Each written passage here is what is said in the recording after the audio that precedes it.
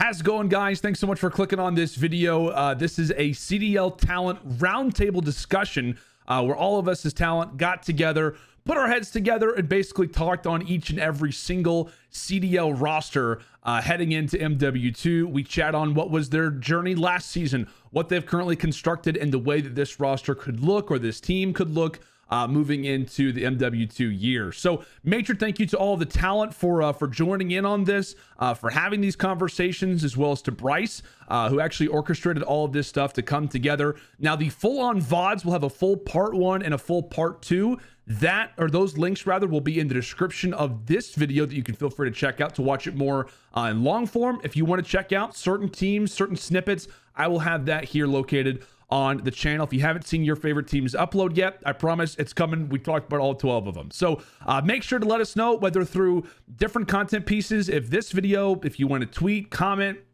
like, subscribe, any way that you guys can show us some support to let us know that you guys like content like this. We would love to hear it. We'd love to hear your guys' feedback, output on ways that we could even make it better. So without further ado, I'll leave you to it. Enjoy the video, and I'll see you back here on the channel really soon.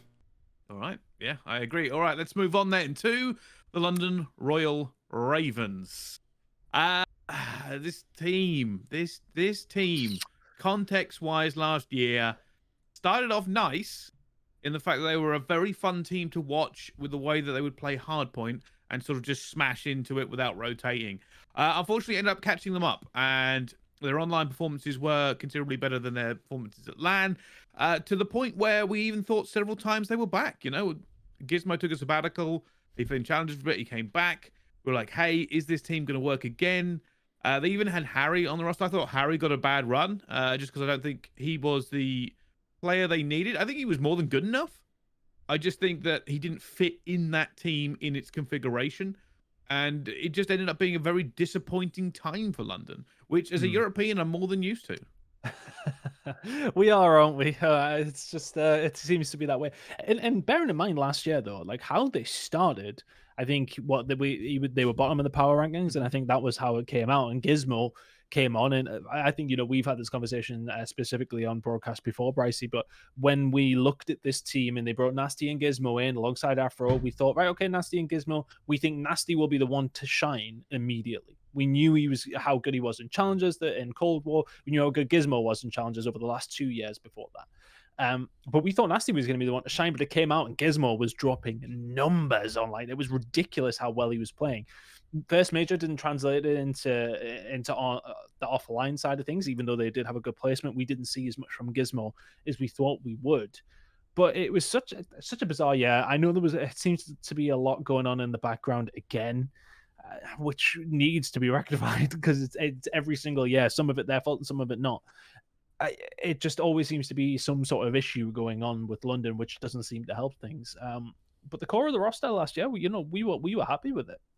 It looked like a good team after that initial worry about them. But I wonder if that worry is here once again. It has to be said. Like, if you think about it, going back to London again last season, they were supposed to be the EU version of Seattle. Like, they were identical, right? You have the veteran AR, 0, in terms of accuracy, perfect parallel. You had Mac, who was, a few-year player, know the talent that he has. You can say the same thing about Afro, stellar, ending whenever he was added to Cold War. I don't know if there's an exact parallel there, but similar. And then you have rookie players that are coming in with high expectations. Coming into the year, we didn't know what Pred was going to do. Like, it was like, okay, cool, this guy's been dominating in APAC for the past few years. Awesome. In terms of like results sake, like, you're bringing in EU's finest from challengers. Like, they had 3 of the best EU challenger players who were young for the past few years. Adding that together is the exact same makeup potentially that Seattle had, and it was totally different. Like, it was totally different. London had the great start. And again, I still have no idea what ended up happening with the Royal Ravens roster throughout the year. I think we all have our speculation, our ideas, maybe, whatever it may be. Regardless, it felt like another controversial year for the Ravens where, I don't know. It just feels like they're trying. It's like they're continually falling out of the race where it was this whole Toronto versus London thing. Is Toronto going to finally step into this position where they are the more dominant of the EU rosters? And now it's not even like a debate anymore. And it's sad because. Well, I mean, go ahead. I had to interrupt you there, but there is no more EU rosters, dude. Yeah, that's true. No, I meant in terms of like last year. Like, wait, my bad. I'm eating food right now, but I just heard some straight cap. I could have swore London was giving Toronto that work last year. How many times has Trey lost the band on the land? I'm just I saying in mean, general, like, overall, I could have sworn that they were whooping them when they played them, Like- but that's just me. I'll go back to Ian. My bad. no, but like you have to keep in mind, like the Royal Ravens, the aura around them is gone. Like it's gone. There's like that's the way that I looked at the Royal Ravens last year. Like I had high expectations. I thought they were going to be a similar roster to Seattle, and they didn't have that. And there were moments, right, where there was greatness. Like start of the season, what was like Major Four qualifiers when Gizmo came back, they finished 4-1. It was like, okay, here we go. And then now I guess a lot of my feelings of saying that the aura around them is gone, I guess kind of leads into the roster they have now. But nonetheless, I just feel like I was very high on London, very much as I was about Seattle, young groups, and you saw one team rise, win a championship. Again, I talked about Seattle inconsistent, but we can all agree last year was solid from Surge. There's no doubt about it. They kept the team, for God's sake. And on the other end for Ravens is pretty chaotic. Yeah. The best thing about London is it felt like a European team because they would build up our expectations and then get to an event and just throw them in the bin, which is basically how European teams have historically worked. But here's the thing: disappointing year. Nobody really knew who was going to stay on this roster as we come in screaming into the present. They've made some changes, and these changes haven't gone over that well with the community. They're not 100% convinced that this has been the way to go. What do we think about the new non-European roster that they've put together? Well, I mean, I think, if you'd allude to last year's roster, Gizmo and Afro obviously not being there anymore. Gizmo, there was issues all year. We're not 100 on what that was. We wouldn't like to speculate, but there was definitely issues all throughout with whatever was going on. He's obviously down in Challengers now, playing well with the Elevate roster, who are looking good, so he'll be looking for a rebuttal there. But then the other side of things, Afro got picked up, which wasn't a surprise. Afro was probably the more consistent shining light, maybe not so much on LAN, notoriously, but at the same time, he had those moments. How many times would we watch Berlin and how many that guy would drop? So he gets his shot in what would be conceived as a better team. But then looking at this roster, there's been some question marks, but I kind of want to recall to when Paul X was in this roster momentarily last year, and they look pretty good with him. It has to be said. I know it's a little bit of a different makeup, but Paul played well overall last year as well. I think it's a pretty good pickup. And the Seam for me is somebody who I've always personally rated, but I feel as if has just not necessarily got the plaudits that he's needed at times. He had his moments last year, but was in an LAG team who sort of failed to deceive at any single stage throughout the year, apart from obviously the win. That was it. But other than that, they were probably without that win, they were probably there with Paris as a team. But I think Asin had some good moments. I don't hate this roster personally. I know a lot of people don't like it. I don't hate it. I just don't know where its ceiling is, and if I was to take a guess at it, I don't think it's as high as it should be or could be in terms of some of the other teams. Chance, you've been quiet. What are you thinking? Yeah, I mean, I more or less agree. I think it's kind of funny though, because objectively, I'm with TUNN of like they could be in the middle, like they could be a solid squad on paper. They have like great tools on the team and whatnot, but I think I kind of got bit by the narrative from the start of the year of just like there was no noise made out of the camp. The coaches poll come out and like they have them like dead 12th, and like I haven't seen them scrim. They could be godlike right now. They could have just had a slow start and like they could really truly be turning things around, and like who actually knows. But I just think for the fact that like that gets hit, and obviously scrims are in effect meaningless, like it's completely irrelevant. But I don't know, just the narrative of them being towards the bottom, like I think they have to like give me a reason to like truly care. So I mean, it'd be fun to see him watch. I think Asim has been like consistently gets dropped by whatever team. Like after Minnesota year one, he then goes to New York and then like starts getting these top 3, top 2 like placements in tournaments, and it's like, hey, by the way, Minnesota, you dropped this. Then he gets dropped again, goes to LAG, wins a tournament that year, and it's like, oh, yo, hey, you forgot, or like you guys dropped this. So it seems like maybe an opportunity for it's the exact same thing again for him to try to turn things around and prove his worth again as a player. So I mean, they're going to be like an interesting team to watch for sure. And, Paul X is the honorary UK player at this point because he's been 4 years now subbing in for the squad. So I don't know. I see the potential, but they are a team that just narratively, like, they got to give me a reason to care. I think it's just a small tidbit before we jumped in is that I personally heard, and I think Bryce was there at the same time, that London have been getting better in scrims, at least anyway. That's what we have heard. If you start at 12th, only one way to go. Yeah, I mean, there is only one way to go from 12th. Interesting, we talked a little bit about subbing there because a player has made their way back to the sub bench on the Ravens.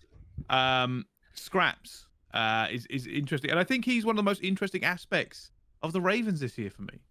Because we knew he was a fan favorite before he was gone, because he was London, then Paris, then out. Didn't really see him competing in challenges that much. He says he's back. It's a brand new attitude. We all know the rumors that kind of surrounded his departure from London and that maybe the work ethic wasn't there. On that note, there is a SKRAPZ story I've been waiting to tell for about 8 years. So I'm going to tell it now. We've got 35 minutes, Pricey. Yeah, it's not a long story. Not a long story. So way back when SKRAPZ was an amateur, like an AM player, like the first time I really saw him at an event was a qualifier in Cologne, and he was one of the big hyped up players, right? He was hyping up him coming into it as well as the rest of his teammates, but it was mostly him they were looking at. That's where the start of the SKRAPZ story kind of started. And he'd done all this work online. He was very, very good. He'd come to LAN, and it never really materialized as much at that event as it had done before. He wasn't bad. He just wasn't incredible, right? He was okay. So I believe during the commentary for that one, I made some comments along those lines. I said, hey, he's not really shown it at an event yet. This player has obviously been very, very well online in the qualifiers and everything else. We just need to see him bring it to LAN. Now, when you do that, by the way, some players can act like absolute children and have a good cry on Twitter and call you out and do everything else. That's happened more than once in my career. Very, very fragile egos. Not actually what happened with SKRAPZ, and this is what endeared me to him. So he's hit me in the DMs and say, hey, I've heard your comments on my playing at this event. He goes, you know what? You're right on the money. I haven't brought everything I need to a LAN event yet, and I haven't performed as well as I have done online. I'm going to prove it now. I am going to make sure that I am absolutely burning at these events and just doing it justice, right? It was the most healthiest attitude that I've probably ever seen from a player in my entire time of doing this. Didn't have a go at me that he wasn't getting the praise. Didn't, go on for a little Twitter rant or call me names behind my back or anything in the scene. He DM'd me and we spoke, and he said, yeah, you know what? I can do better and I will do better. And I'm like, that's the SKRAPZ I want to see, right? Ignore that shit that happened first year in London. I want to see that SKRAPZ back in the league. And I'm hoping that he gets a shot to see whether or not he still has that fire. I think it's a great point. I do. SKRAPZ has always been one of my favorite players, legitimately, to watch in the league. I've never had the chance to talk to him or to meet him. I think that's a great story. And I don't know, like, it's just a matter of, I think that if we are talking about SKRAPZ in a way, I mean, it's weird because it's like, I don't know if there is a chance where we do see this team make a roster change early and like SKRAPZ is the initial option. And then now we have like this narrative of like what could happen with the Ravens.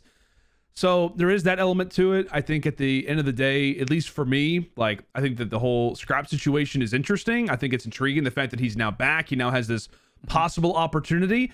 And to be real with you, like where I have Ravens right now in the rankings, it wouldn't be surprising to me whatsoever if like within the first few months of the league, they do make a change, and then we're bringing up the story that Bryce has mentioned. So I don't know. Just in general, Ravens to me, I think really the one thing that I am excited about is honestly the possibility of SKRAPZ. Like maybe there's a few teams like that though. Yeah, where, like and then maybe this aspect of the team playing better. Yeah, maybe playing 100%. better than we think. I think there's an element to that as well. And I did see Paul X, by the way, tweet out the fact that like, what are these coaching power rankings? Like we got to re-roll this type deal. So I think this team's going to come out with the fire. I think this team is without question motivated. I think they have the pieces to really come together as a core unit, and maybe ride around the fact that they're all, considered to be the worst team in the league or one of the worst teams in the league. I think there's an element to it. I do worry. Again, we've had this conversation with so many teams. I'd love to rank this team higher. I'd love to rank this team a little bit above.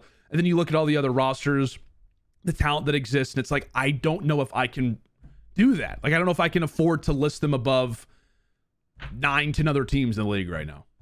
It's a lot more difficult this year, isn't it? Just in general, there seems to be that big, large bubble of teams Yeah, that there could is, and I'll tell literally you be top something, 4. Like, I'm going to have to cut this conversation short because for those of you listening, we are actually racing against going to rehearsals.